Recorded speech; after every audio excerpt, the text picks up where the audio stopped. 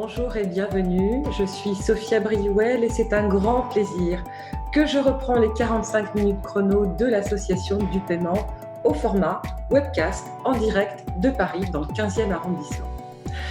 Le sujet que nous abordons aujourd'hui porte sur les défis auxquels doivent faire face les émetteurs dans le cadre de la migration de l'authentification forte en France, mais aussi au Royaume-Uni. Pour parler de ce sujet d'ailleurs, hautement d'actualité, j'ai le plaisir d'accueillir notre invité en chair et en os, Fabien Ignacolo, de la société OK. OK, une société qui a été créée en 2015 par 3 fondateurs, 2 Norvégiens, dont toi Fabien, français, et vous avez créé vos solutions SCA en 2018.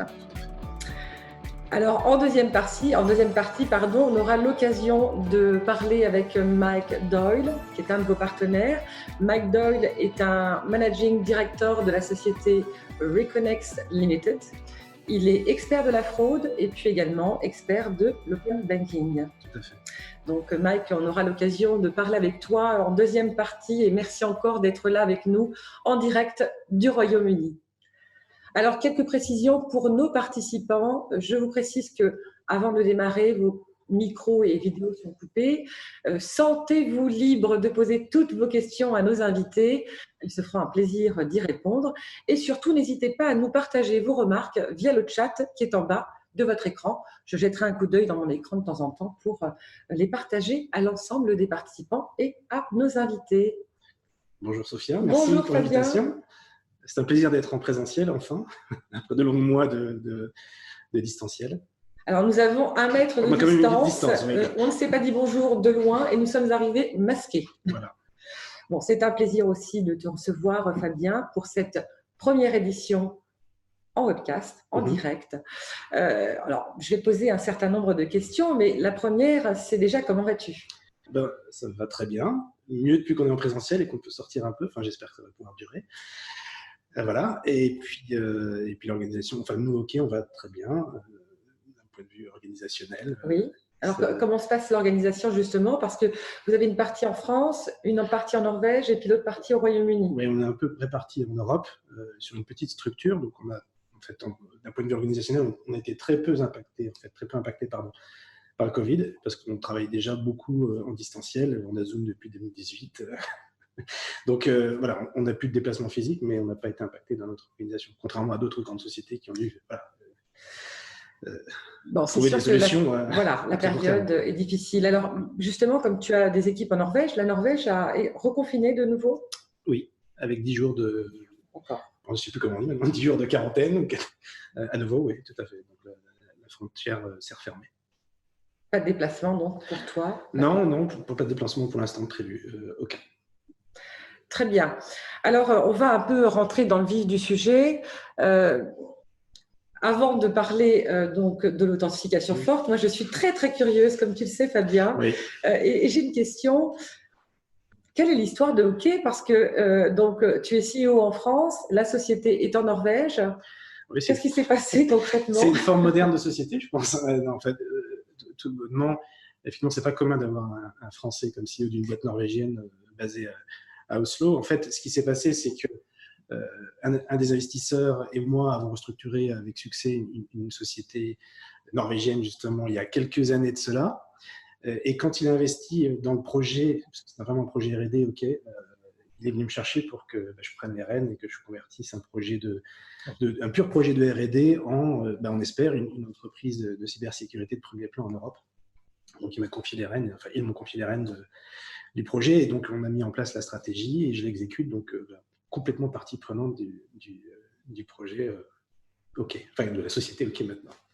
Voilà un peu. Je comprends mieux. Le mystère est levé. Alors, rentrons un peu dans le vif du sujet, puisque nos participants sont aussi là pour parler de l'authentification forte à double facteur. Donc, les banques vont donc devoir progressivement proposer à leurs clients des solutions sécurisées, SCA, Strong Authentication. Strong Customer Authentication. Customer Authentication, exactement. Donc, la question, c'est, au niveau du mobile, peux-tu nous dire concrètement où se situe la sécurité? Alors, c'est un vrai sujet, puisque j'ai lu hier hier qu'il y a eu deux hackers iraniens qui ont réussi à hacker donc la double authentification sur un système. Oui, tout à fait. Alors, comment intervient la sécurité? La sécurité intervient justement pour protéger ces deux facteurs, parce que les deux facteurs ne sont pas utiles. Et où est-ce qu'elle intervient? Elle intervient exactement au moment où l'utilisateur reçoit une notification d'authentification dans le cadre d'une transaction que l'utilisateur va faire soit dans son application bancaire ou dans son application, enfin dans son portail bancaire, soit lors d'un paiement. D'accord? Donc, on va le challenger avec une interface, et la sécurité est là justement pour protéger cette interface, ce qu'on appelle le dynamic linking. On reviendra certainement sur ces concepts. Protéger cette interface et protéger l'ensemble du processus d'authentification en la capsulant dans un tunnel d'authentification. Donc, on parle vraiment de sécurité de la transaction et de l'authentification, et on ne parle pas de sécurité de l'application ou de sécurité du mobile. Donc, on est vraiment centré sur cette sécurité de la transaction au sein de l'application bancaire. D'accord. Alors, on rentrera un peu plus dans les aspects mobiles, en tout cas pour cette première solution de SCA. Mais comment améliorer et simplifier justement le parcours utilisateur avec le SCA? Alors, merci de remettre l'église au milieu du village. Pour nous, l'église, c'est l'utilisateur. Il faut vraiment, d'abord, avant de parler d'amélioration du parcours utilisateur, il faut l'éduquer. Ça, c'est extrêmement important. Il faut communiquer, il faut les informer, il faut informer l'utilisateur des nouveaux parcours qui vont être mis en place. Et ça, c'est extrêmement important. Après, effectivement, il va falloir les améliorer. Et ça, je pense que c'est vraiment un gros challenge pour notre industrie, et c'est une grosse responsabilité pour tous les acteurs, mais pas que les banques.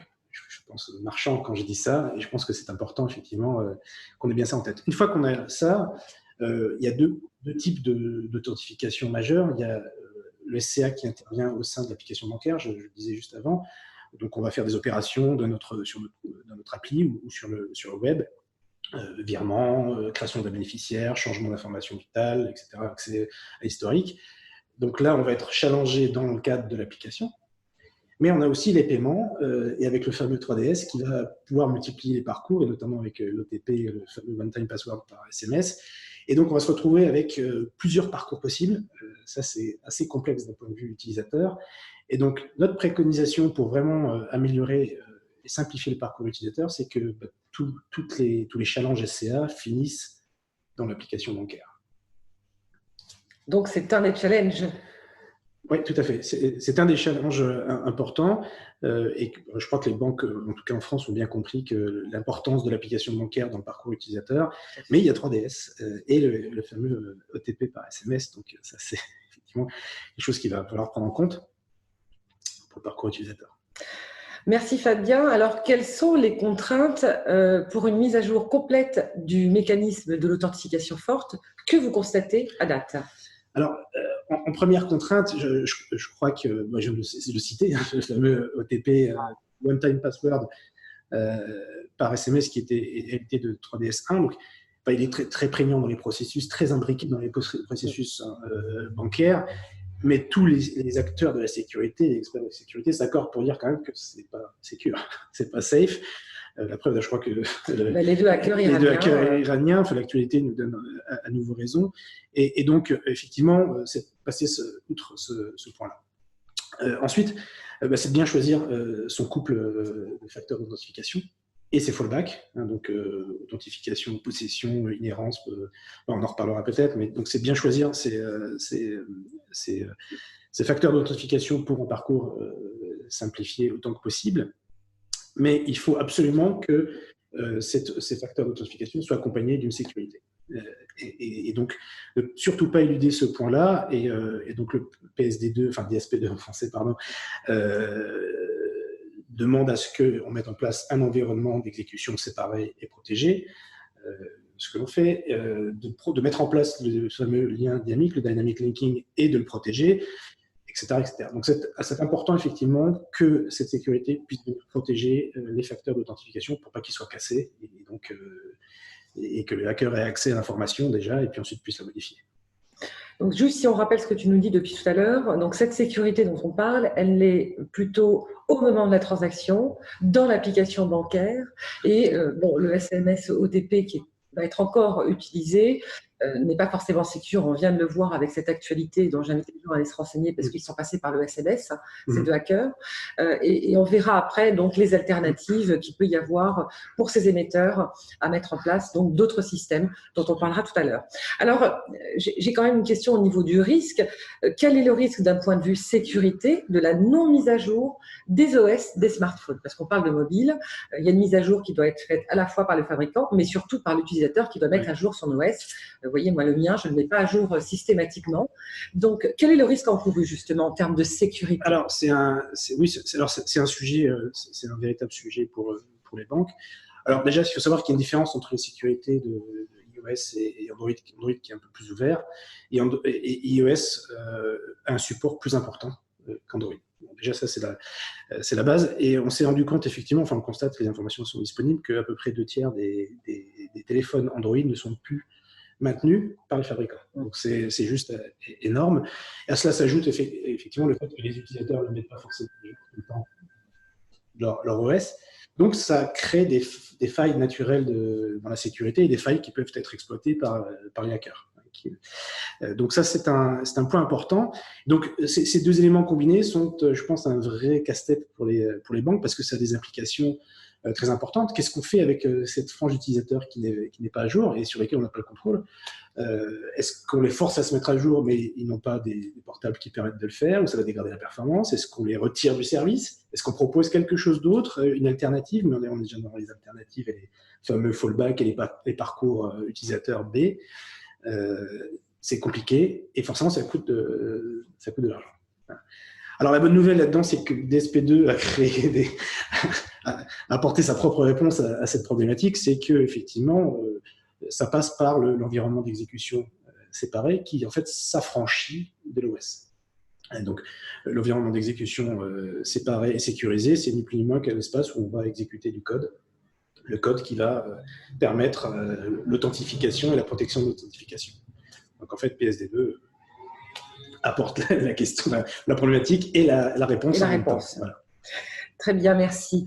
Alors, je précise juste à nos participants que vous pouvez poser vos questions maintenant. On y consacrera le temps qu'il faudra pour y répondre, en fin de chronique, bien entendu. Donc, n'hésitez pas à commencer à les poser.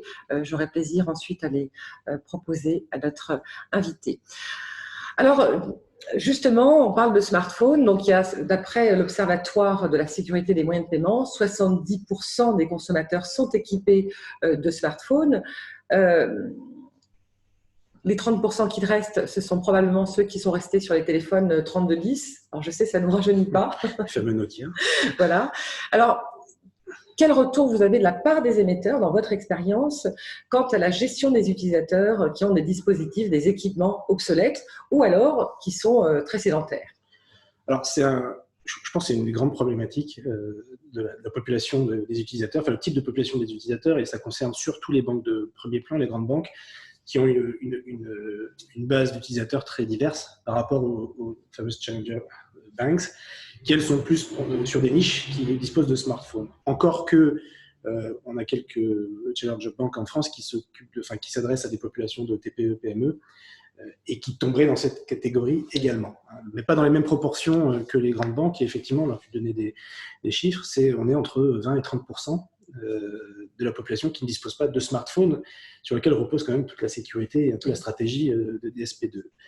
Donc c'est effectivement un point important et pas anodin pour les banques. Donc on va, oui, en termes de solutions, il y a plusieurs solutions, mais c'est vraiment, on ne va pas mettre en place un fallback, c'est vraiment un plan B pour le SCA pour pouvoir faire de l'authentification forte sur cette population qui ne répond pas aux critères. Aux critères, oui. Alors, quel canal d'authentification peut-on justement, ou les émetteurs peuvent-ils proposer à ces utilisateurs donc, qui représentent entre 20 et 30%?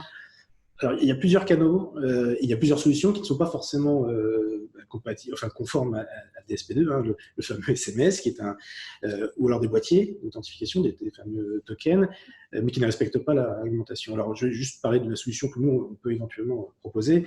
On met en place un appel automatique, donc un appel vocal, qui va remplacer l'ensemble de l'authentification qu'on a sur une application bancaire sur le smartphone. Et donc, en fait, cet appel va contenir la nature de la transaction Et si c'est un paiement, le nom du marchand, le montant, donc on va respecter le lien dynamique, et on va appeler soit le mobile, qui n'est pas un smartphone, et soit la ligne fixe, qui est plus sécurisée. Voilà. Donc on respecte peu ou prou DSP2 sur ce plan B. En revanche, c'est pas frictionless, c'est pas très fluide. Mais dès lors qu'on n'a pas de smartphone, il n'y a pas de parcours très fluide. Oui, alors je sais que l'autorité prudentielle est très vigilante quant à ces plans B. Il y a pas mal de solutions qui émergent. Il y a effectivement le boîtier, le QR code et bien d'autres. Donc, bon, je crois qu'on apprend en marchant. Donc, il va falloir aussi un peu d'expérience. Et que DSP2 se déploie enfin. Et que DSP2 se déploie enfin. Très bien. Alors, on a parlé donc des smartphones, donc des cas d'utilisation avec le smartphone. Cas d'utilisation avec un téléphone qui n'est pas un smartphone, et donc des alternatives possibles, en tout cas, pour justement avoir une authentification forte. Alors, quid des exemptions, notamment du type d'utilisateur corporate qui utilise le PC? Alors, tu fais bien de le préciser, l'utilisation par les corporates ou les personnes morales. Ou les personnes morales, voilà, comme c'est appelé dans les banques, c'est une exemption de PSD2 RTS, mais c'est néanmoins un sujet de priorité. Selon le ministère de l'Intérieur, entre 2010 et 2019, la fraude au président, qui est un des cas de virement frauduleux, ça représente quand même aux alentours de 720 millions d'euros, donc c'est pas une paille. Et on pense que c'est très conservateur. Les discussions qu'on a avec certaines banques nous disent que c'est peut-être beaucoup plus élevé, donc on n'a pas peut-être capturé tous les chiffres, mais en tout cas, c'est très important et donc ça reste une priorité. Et c'est un challenge qui remonte. À chaque fois qu'on parle de SCA, c'est un challenge qui remonte parce qu'il faut s'occuper de ces utilisateurs qui n'ont pas de smartphone, ces utilisateurs qui sont plutôt orientés PC, comme le sont les trésoriers dans les entreprises. Donc, nous, on ne sait pas répondre à ce type de problématique, et donc mais il nous faut quand même apporter une réponse. Donc, on s'est associé avec un partenaire, United Biometrics, qui est capable d'apporter une authentification double biométrique sur le PC, également sur le portable. Donc là, on travaille ensemble s'il y a des validations nécessaires du DAF ou du secrétaire général. Donc là, on s'occupe de la partie malware sur le téléphone pour vraiment sécuriser les devices, mais il propose cette double authentification forte qui est en plus conforme au RGPD, ce qui est important. Voilà. Sur le PC. Donc, on est capable effectivement ensuite d'approcher de l'ensemble des problématiques et des challenges auxquels font face les clients des grandes banques françaises. Merci de partager cela. Alors justement, en parlant de malware, comment protéger les solutions SCA des attaques de logiciels malveillants et donc des futures attaques qu'on pourrait qualifier d'innovantes? Oui, alors c'est aussi un point de DSP2 qui est très discret sur le sujet, mais qui dit quand même que c'est bien de se protéger maintenant, mais qu'il faut se protéger des futures attaques innovantes. Donc, moi, je vais peut-être un peu plus technique, mais au sein de l'application bancaire, nous prenons la main dès lors qu'il y a une authentification, et donc on exécute un code spécifique dans le cadre de notre environnement séparé, sécurisé. Dans ce package, dans ce code que l'on génère sur le téléphone, qu'on transfère sur le téléphone, juste à temps, il y a un certain nombre de mécanismes qu'on intègre. Je ne vais pas tous les détailler. Par contre, il y en a un qui est intéressant, qui est l'utilisation de honeypots, des pots à miel, qui sont en fait des leurres. Ce qui se passe, c'est que si le hacker arrive à franchir nos mécanismes de sécurité, il va s'attaquer au code. Et donc, le leurre va normalement attirer l'attaque. Et donc, dès lors qu'on fait un contrôle d'intégration sur les codes, on sait qu'il y a une tentative de modification ou qu'il y a eu une modification. Donc, quelle que soit l'attaque, quel que soit le vecteur de l'attaque, et donc possiblement un malware qui serait même sur le route du téléphone, on est capable de détecter et d'envoyer l'information à la banque. Et donc, la banque va arrêter la transaction, on va stopper la transaction. Et donc, c'est important, on ne va pas détecter le malware, on va se protéger contre le malware. Donc après, il y a un peu de travail supplémentaire à faire pour savoir quel type d'attaque et quel type de malware a sévi. Ce qui est sûr, c'est que nous, dans le dispositif, on a obligation par DSP2 de prendre un log de tout ce qui se passe, de toutes les étapes. Et donc, on va pouvoir ensuite nourrir un système d'information bancaire anti-fraude qui serait basé sur l'intelligence artificielle. On va le nourrir de cet incident. Et donc, ensuite, à la banque de travailler sur, évidemment, son cœur métier contre la fraude. Très intéressant. Merci Fabien de tout ce partage. Alors, on a parlé des SMS, on a parlé des mobiles. Comment gère-t-on l'enrôlement sur le service SCA, l'enregistrement du smartphone, et le réenrôlement s'il y a perte ou vol de téléphone? On connaît le phénomène ou réinitialisation par l'utilisateur. Ou réinitialisation, on connaît le phénomène du SIM swap. Oui. Du SIM swap. Alors, comment on gère ça? Comment on gère toute cette partie enrôlement et réenrôlement? Alors, on parle bien effectivement de l'enrôlement du smartphone sur le service SCA et le service bancaire, donc de faire ce lien. Et donc, on le fait, donc cet enrôlement et ce réenrôlement, pour nous, on préconise de les faire au moment du KYC, pour les nouveaux utilisateurs et ceux qui doivent se réenrôler. En fait, pourquoi? Parce que c'est le moment le plus propice pour pouvoir lier le smartphone à ce moment-là avec le service. Donc ça, c'est très important.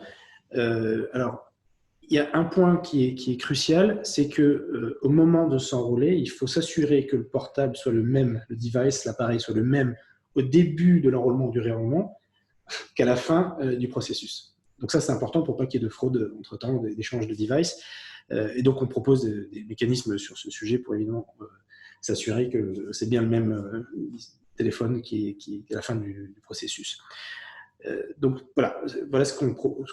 Alors c'est quand même un processus qui est propre à la banque, donc nous on aide un petit peu pour effectivement s'assurer de ce point-là. Après, il y a le phénomène. Au niveau du réenrôlement, il y a énormément de nouvelles attaques de social engineering, dont le SIM swap. Et effectivement, là, nous on ne sait pas faire encore une fois. Et je crois que c'est difficile d'avoir une solution qui fait tout, et on est en partenariat avec Boku, qui est un acteur actuellement basé en Angleterre, mais qui va revenir en France en octobre-novembre et qui travaille avec les opérateurs télécoms et est capable de détecter qu'il y a eu une opération de SIM swap, et donc il va prévenir ce type d'attaque. Merci de nous avoir partagé dans cette première partie et de nous avoir parlé des différents challenges auxquels doivent faire face les émetteurs français. Donc finalement, avec tout ce que l'on vient de voir, quelle solution d'authentification forte choisir pour ne pas compromettre ni l'expérience client, ni la facilité d'intégration, et maîtriser les coûts accessoirement? Oui. Alors, oui, pour la première partie de la question, pour le meilleur parcours client possible, je pense qu'on est d'accord pour dire que d'associer le facteur possession et la biométrie est une bonne solution, parce que c'est plus fluide, il n'y a vraiment pas de manipulation de données ou de recopie de données, et ensuite de pouvoir avoir comme fallback le facteur possession et le facteur connaissance, donc avec un code secret, voire un OTP, mais pas par SMS, par SDK, donc on s'intègre à l'application bancaire par un SDK, et donc de proposer plutôt cet OTP par le SDK parce que c'est entièrement sécurisé et inviolable. Donc ça, c'est vraiment le point fort. Et donc, on parlait de biométrie. Donc, pour les particuliers, par opposition aux corporates, c'est vraiment d'utiliser, je dirais, les capacités biométriques d'un smartphone, tant qu'effectivement, il y a une sécurité forte derrière qui va pouvoir protéger les deux facteurs d'authentification. Voilà. Donc, ça, c'est le point, c'est le parcours fluide avec, effectivement, l'application bancaire qui est front-end pour l'utilisateur. Alors, le fait de passer par un SDK, ça a effectivement des impacts en termes d'intégration et notamment de coûts. Donc, la première intégration, ça va être de s'intégrer effectivement à l'application bancaire. Donc, nous, on fait à partir d'un SDK. SDK assez light, puisqu'on ne se focus que sur la transaction. Donc, ce n'est pas la sécurité de l'application, c'est vraiment cette transaction, donc à la fois la sécurité et les deux facteurs d'authentification. Donc, on propose au niveau de USDK. Et puis, un point important, c'est que les banques, et notamment les challenger banks, pour le coup, dépensent énormément d'argent pour le UI et le UX, donc l'expérience utilisateur. Et donc, il faut que notre SDK, quand il est appelé, l'interface soit vraiment qu'elle matche celle de la banque. Et donc, pour ça, on est en train de sortir une fonctionnalité qui va permettre d'intégrer les interfaces d'Adobe XD directement dans notre SDK. Donc, ça, c'est assez intéressant parce que ça va permettre de réduire des temps d'intégration qui pourraient être de 2 mois à quelques semaines. Donc ça, c'est assez intéressant. Le deuxième volet d'intégration, c'est dès lors que vous êtes dans un paiement, dans un scénario de paiement, c'est quand même le serveur d'access control, c'est l'access control serveur qui va décider du challenge ou pas en fonction des règles. Et donc, il faut pouvoir s'intégrer aussi à ce fameux access control serveur, donc ce qui veut dire une intégration supplémentaire.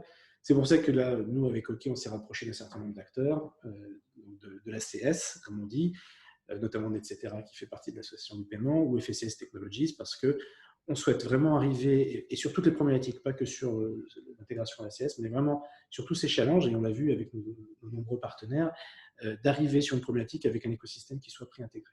C'est-à-dire que je pense que c'est la clé pour pas que les coûts soient répercutés aux émetteurs et qu'on puisse effectivement industrialiser l'intégration nous-mêmes, si ça fait du sens. Merci Fabien. Alors justement, comment la société OK peut-elle accompagner les émetteurs à relever tous ces challenges que l'on vient d'aborder ensemble? Alors, on a vu qu'on avait des réponses pour tous les cas particuliers. Il y en a d'autres, hein, je pense. On ne sera pas exhaustif ici, mais en tout cas, ce qu'on a fait, c'est qu'on a travaillé des SP2 et RTS, en tout cas sur la partie SCA, pour convertir tout ça en mécanisme de sécurité et en fonctionnalités qui soient consommables facilement par les banques. Mais on ne s'est pas arrêté aux fonctionnalités, auxquelles on reviendra peut-être, mais on a aussi une partie audit qui est très importante. Donc, on a été audité par SRC en Allemagne, Security Research Consulting, qui est une émanation des banques allemandes. Donc, il y a un lien très fort entre la Norvège et l'Allemagne, parce que c'est l'Open Banking, enfin, c'est le Berlin Group. Donc, c'est pour ça qu'on a choisi cette société-là.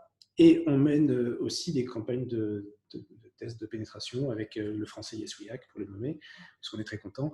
Donc, c'est du white hacking et du debugging. Enfin, bref. Tu peux nous donner la définition de ces termes. C'est du bug bounty. Donc, on paye des white hackers dès lors qu'ils trouvent un bug. Donc, pour l'instant, ils ont un peu de mal à trouver. Donc, on est très content. Donc, ça, c'est important, cette partie aussi d'audit, puisque, effectivement, il faut être audité par des tiers. Et ensuite, effectivement, on revient à la technologie. Donc, c'est ce qu'on a cité tout à l'heure. On a mis en place, d'un point de vue software, l'environnement d'exécution séparé et sécurisé. On a mis en place le dynamic linking, donc avec des mécanismes qui permettent de prévenir des attaques de type overlay. Beaucoup d'anglicisme, mais c'est malheureusement un autre terme dans cette industrie. Donc, vous avez des attaques overlay qui viennent, des écrans qui viennent se modifier sur l'écran de l'utilisateur lorsqu'il valide. Évidemment, on propose des différentes méthodes d'authentification, qu'elles soient biométriques ou par OTP ou bien code secret. OTP avec le SDK. Voilà, OTP avec le SDK.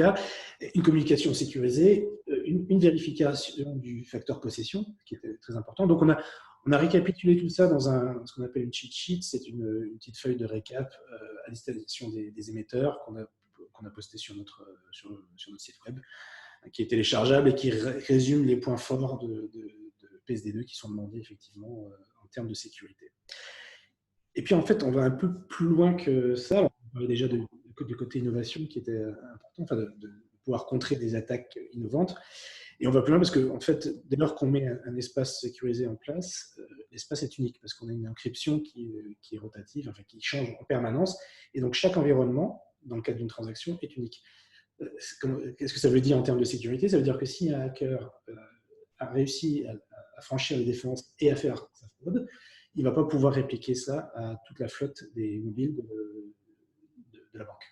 Donc, il ne va pas pouvoir lancer d'attaques massives, de mass attack, enfin d'attaques de masse sur l'ensemble des appareils de la flotte d'une banque. Donc ça, c'est quand même assez important et rassurant pour les émetteurs. Merci Fabien. Alors pour le livre blanc, peut-être que l'on pourra le transmettre à l'ensemble de nos participants qui reprend l'ensemble de ces challenges, si tu es d'accord, puisqu'on renverra à nos participants, à ceux qui n'ont pas pu être présents, le replay. Donc on pourra peut-être y ajouter ce livre blanc. Alors pour terminer avec cette partie-là et donner la main à Mike, dernière question. Finalement, on associe le SCA à un challenge, mais ne devrait-on pas plutôt le voir comme une opportunité? Alors oui, c'est vrai que le SCA a une mauvaise presse, et je pense que c'est pas terminé, mais j'ai bon espoir que ça change, un peu comme l'open banking qui a quand même été vu d'un mauvais œil par les banques en France, et maintenant la grande majorité se rend compte que c'est un vecteur d'innovation important et qu'elles peuvent aussi se transformer et aller gagner d'autres clients au travers de l'open banking. Donc je pense vraiment que le SCA a un bel avenir, et surtout l'association de l'identité digitale et du SCA. Pour moi, c'est c'est la pierre angulaire d'une économie digitale innovante. Et je pense que l'association a un bel avenir. On peut tourner vers les banques scandinaves, puisqu'elles ont lancé ce qu'on appelle le Bank ID, donc une entité digitale qui est gérée par les banques, mais il y a eu le soutien des gouvernements derrière qui ont vu cette opportunité de moderniser très fortement leur économie. Donc, en fait, ce qu'on dit là, c'est qu'on fait confiance aux banques pour notre argent depuis des siècles. Est-ce qu'on peut leur faire confiance pour l'identité digitale? On le pense, en tout cas sincèrement, et en tout cas, il y a un exemple réel dans les pays scandinaves qui est intéressant, et ils ont lancé d'autres de nouveaux services, comme par exemple une application de mise en vente d'un véhicule d'occasion avec prise en charge automatique, enfin, mise en contact de l'acheteur et du vendeur qui se font confiance au travers de l'identité digitale, mais mise en place du contrat, signature du contrat, demande d'assurance directement qui sont offertes par la banque, évidemment. Et ça va jusqu'à mettre à jour le petit boîtier qui est dans le véhicule au nom de l'acheteur pour pouvoir payer l'autoroute, voilà, donc le péage autoroutier. Donc là, on va même plus que dans l'IoT. Donc, une formidable opportunité, je pense. Et là, on sent qu'il y a des prémices de prise de conscience des émetteurs de la formidable opportunité que c'est pour les banques de se transformer, de transformer leur business model, d'augmenter leur PNB. Voilà. Donc, c'est, je pense, un véritable axe de travail. Et pour moi, dès lors que l'on va déployer un peu de business model, on aura des premiers retours, je pense que ce sera vraiment un axe de travail fort. Merci d'avoir partagé avec nous ces réflexions.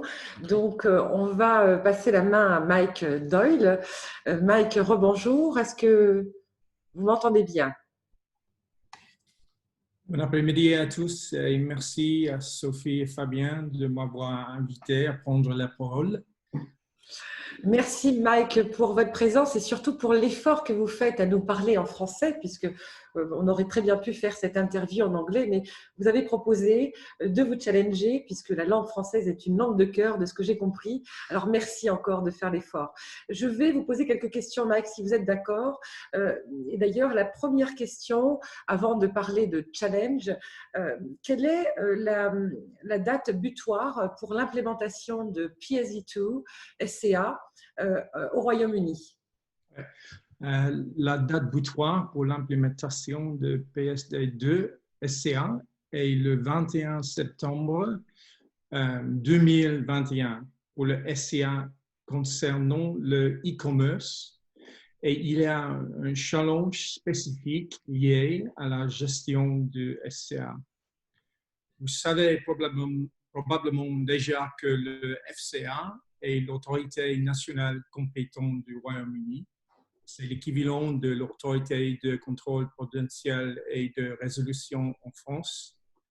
La FCA a délégué la responsabilité de la livraison de SCA à une organisation du secteur bancaire qui s'appelle UK Finance. Le UK Finance s'est concentré sur le défi le plus immédiat de maintenir le e-commerce en état de marche.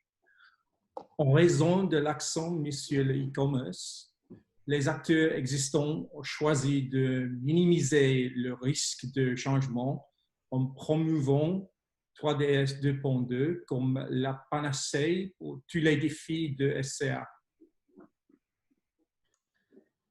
Merci beaucoup Mike de nous avoir dressé un peu cet état des lieux, ce tableau au Royaume-Uni.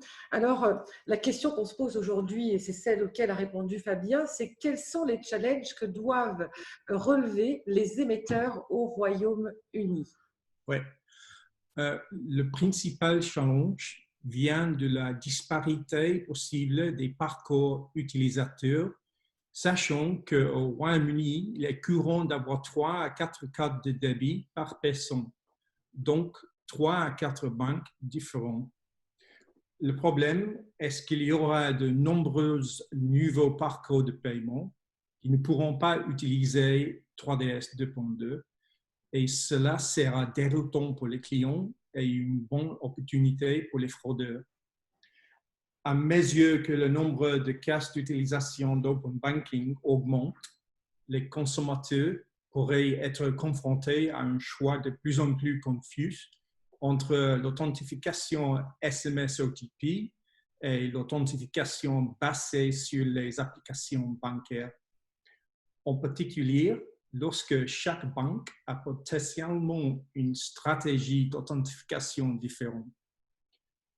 En permettant aux SMS de continuer comme méthode d'authentification, couvrant à la fois les services bancaires sur l'Internet et le e-commerce, les fraudeurs créeront des parcours de fraude très complexes qui seront difficiles à identifier en raison du niveau accru d'accès aux comptes bancaires causé par PSD2. Il y aura une vraie confusion au sein des centres d'opération de fraude des banques lorsqu'ils tentent d'aider les clients concernés. Identifier les différences entre les transactions frauduleuses et authentiques sera presque impossible pour les analystes humains et nécessitera l'utilisation de l'apprentissage automatique. Merci Mike, enfin, ça, pour nous c'était très clair. Alors on a parlé des challenges, j'ai quand même une question parce que c'est intéressant d'avoir votre feedback, votre retour. Comment les émetteurs ont saisi l'opportunité de revoir leur business model et avec quel service au Royaume-Uni? Ouais. L'un des meilleurs cas d'utilisation émergent de l'open banking est la possibilité de combiner les références nécessaires au paiement avec une demande de paiement. De nombreuses entreprises, comme les fournisseurs de gaz ou d'eau, ont des coûts élevés pour réconcilier les paiements entrant avec les références manquantes ou erronées liées au paiement de leurs utilisateurs. Ces utilities deviennent des PISP et peuvent maintenant initier une demande de paiement au travers d'un lien qui contient la référence exacte.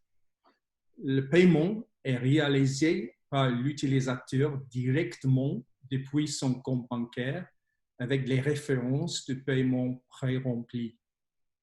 Ce mode de paiement est une source d'économie importante pour ces entreprises. Suppression des coûts de retraitement, suppression des frais de carte, gain de temps dans les centres d'appel et réduction des fraudes. Merci beaucoup Mike. Alors bon, c'est vrai que le modèle au Royaume-Uni a des cas d'utilisation assez différents de ce que l'on vient d'entendre et de ce que vient de partager Mike Doyle à ce sujet. Mais d'un point de vue opportunité, j'ai le sentiment qu'il y a une avance, ils sont très en avance sur les perspectives que peuvent offrir l'open banking. Oui, tout à fait.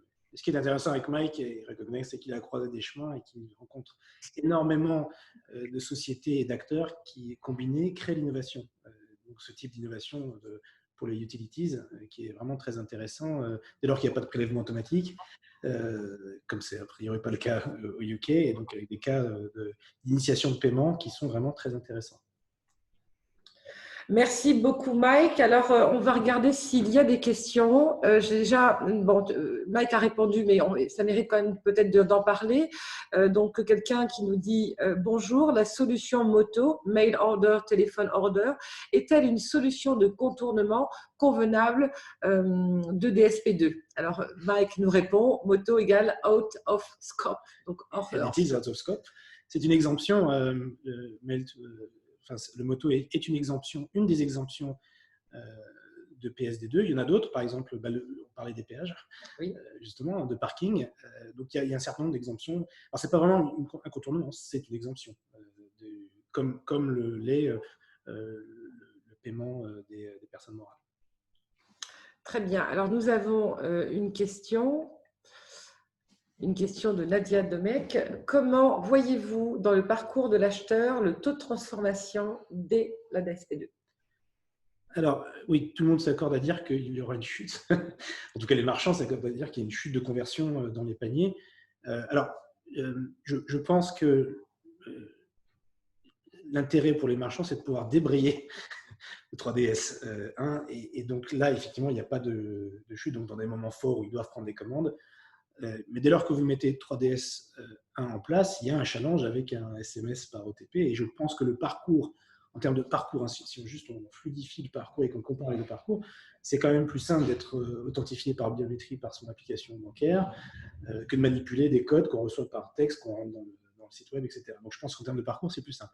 Mais effectivement, là, la responsabilité maintenant dans DSP2, elle est pour l'émetteur, pas pour le marchand, et donc la marchand n'a plus la main pour débrayer. En revanche, le marchand a la main sur 3DS 2.2 dès lors que ça sera disponible pour effectivement échanger un maximum d'informations avec l'émetteur pour que l'information autour de la transaction soit la plus complète possible et donc soit jugée comme un risque très peu élevé. Donc ça, c'était donc là, je peux pas répondre. Il y a des chiffres qui circulent, mais je pense qu'il va falloir qu'on lance le DSP2 pour vraiment avoir un retour et puis pouvoir s'ajuster. Et alors justement, j'en profite, Fabien, est-ce que tu penses qu'on va pouvoir tenir le cap, donc mars 2021? Alors, je pense que les acteurs y travaillent depuis un certain temps maintenant, Covid ou pas Covid. En tout cas, la Banque de France a déjà donné une extension à fin mars 2021. Il faut voir au UK que c'était 2021, septembre 2021, et je pense que c'est possible que ça soit encore décalé. J'espère en tout cas les banques émettrices pour la plupart, et on le voit dans nous en tant qu'utilisateurs déjà, introduisent des changements au sein de leurs applications bancaires, donc ça c'est plutôt une bonne nouvelle. Tout à fait. Le changement c'est surtout côté marchand maintenant, et sachant que 3DS 2.2 n'est toujours pas là, voilà. Alors c'est bien que cet été repoussé à fin mars, parce que ça veut dire que les marchands vont pouvoir passer Noël, une période quand même cruciale dans laquelle ils n'aiment pas du tout faire de changements vu les volumes. Donc c'était plutôt malin. Je ne sais pas si on peut dire malin, mais c'était bien vu de la Banque de France de décaler, ça c'est sûr, à fin mars 2020. Voilà. L'histoire nous dira si les acteurs sont prêts. En tout cas, effectivement, la période de Noël est un enjeu pour l'écosystème français. Et donc, oui, cela paraît normal de ne pas basculer, en tout cas à ce moment-là, qui est une période cruciale et dont les transactions sont nombreuses. Est-ce que tu aurais quelque chose d'autre à partager avec nous sur ce sujet, ou Mike, si Mike a envie d'ajouter quelque chose, ou toi, Fabien, sur donc justement le SCA d'un point de vue global, la DSP2, et puis tout ce qu'on vient de voir en termes de challenge. Est-ce que tu voudrais partager autre chose? Mike, would you like to share any last input, your view on SCA and PSD2 by any chance? And then just do it in English if you want. If you want, or I can just conclude maybe. So as you wish. No, you go ahead, Fabien. You go ahead. Non, alors, je pense que, comme tous les changements, ça va prendre quelques années. Donc, il faut pas. Il y a une chose qui est importante, c'est qu'il n'y a pas de coup près, ça ne va pas s'arrêter à fin mars 2021. On en a pour quelques années. Les banques apprennent, les marchands apprennent, on va mettre en place des solutions, on va voir qu'effectivement, ça va peut-être limiter la fraude, mais les fraudeurs sont innovants, et donc ils vont continuer à attaquer. Donc voilà, je pense que c'est une courbe d'apprentissage qui démarre surtout, et que effectivement SCA est un sujet qu'on va apprendre à améliorer dans les banques, et on espère que SCA va être étendu. On parle déjà d'Open Finance, et on va, je pense, étendre le sujet à beaucoup d'autres secteurs dans un monde qui est devenu très digital et distanciel. Donc, c'est une opportunité phénoménale d'installer SCA qui est quand même là pour protéger, finalement, vous et moi, enfin toi et moi, les utilisateurs. Tout à fait. Donc, c'est une avancée importante qui, j'espère, sera vue comme en tout cas, moi, je trouve ça très rassurant d'avoir une double authentification sur mon téléphone plutôt que mon password. Oui. Qui peut être facilement hacké, et même si j'utilise 10 caractères, c'est voilà. C'est une déformation professionnelle. Oui, complètement, j'avoue. Un peu de paranoïa. On est très paranoïaque quand il s'agit de sécurité chez OK, mais c'est ce qui nous a permis de mettre en place une solution très forte, future-proof, si je peux me permettre un dernier anglicisme pour cette session. Merci beaucoup Fabien. Mike, encore merci de votre présence, de votre disponibilité et de votre super français. Ouais, je vous en prie. Je vous en prie. Nous arrivons en fin de chronique, c'était la 10e chronique de l'association du paiement, 45 minutes chrono autour du SCA. On se retrouve bientôt en octobre, je vous partagerai d'autres sujets. Je vous invite à rester connectés sur le LinkedIn de l'association du paiement. Pour toute question, n'hésitez pas à envoyer un mail à contact@associationdupaiement.fr et puis je vous retrouve très très vite avec une prochaine chronique au même format webcast en direct de Paris. Merci beaucoup Fabien. Gel antibactérien avant de sortir et puis masque obligatoire. Bien sûr. Et on se dira au revoir de loin. À bientôt. Au revoir. Au revoir. Au revoir Mike. Au revoir.